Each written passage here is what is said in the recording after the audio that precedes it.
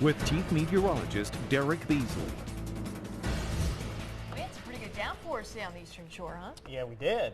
Yeah, a little bit over into the Mobile area, not as much though. Not quite as many storms on this side of the bay. Certainly over on the eastern shore, though, they had quite a bit of downpours over there through the afternoon, and we're still seeing some out there right now over in portions of Washington County. You can see just west of Chatham, some rain there falling along Highway 45, I should say, heading up towards areas around Old Avery and just north of Highway 98 in and around the Hattiesburg area. But as you can see, just some rain just kind of spotting the landscape across the region through Conecuh County and also through Monroe County. But besides that, really not much else going on. Looks like things are going to be relatively quiet here for this evening. Chance for rain will continue through, I'd say, sunset, maybe an hour or two after that. And then we're going to be mostly dry overnight tonight. Down at Perdido Key, that's the way things looked here throughout the day. Beautiful sunshine there. Not as many folks at the beach, of course, now that the Labor Day holiday weekend is over with and we're getting past that. So not as many folks taking advantage of the sunshine. One of the better times, I'd probably agree, that is the best time to go to the beach when it's not so crowded. But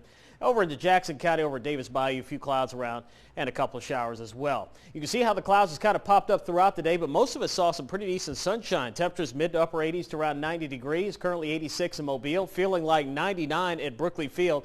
So the heat and the humidity continues, and we're not getting any indication that that's going to change. If you remember a couple of days ago, we were thinking that the cold front would swing on through here and bring us some lower humidity. Well, right now that does not look like it's going to happen, at least not this weekend, as things are going to start to slow down a little bit. That's going to keep chances for rain in the forecast into this weekend.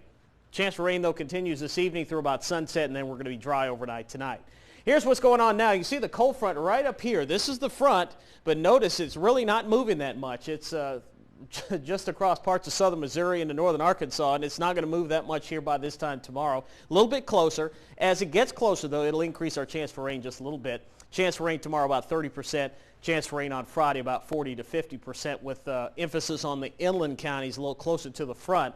And the front will actually slowly slide through the area here this weekend. That's going to keep storm chances around for Saturday and into Sunday as well, and likely even into early next week before it completely moves offshore. And that will likely probably be about next Wednesday.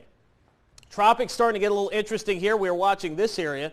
The Hurricane Center looking at this and calling it Invest 92. So this is a new invest that we're watching. Right now, not terribly concerned about this developing, but this week is the peak of hurricane season, and this is the time that we really need to pay attention to these disturbances. And some of the early computer model forecast tracks here, basically taking it westward across the state of Florida and then perhaps a turn towards the north and east, mainly affecting the eastern Gulf. Again, we do not really see this thing developing, but we just have to watch it as we always do this time of year, as any of these disturbances have a fair chance of getting themselves going, and they don't really rely on us to decide what they're going to do. So we just kind of have to watch it over the next few days and see what happens, but at this point, looks like the chance of it developing is very low, only about 20% for the next 5 days.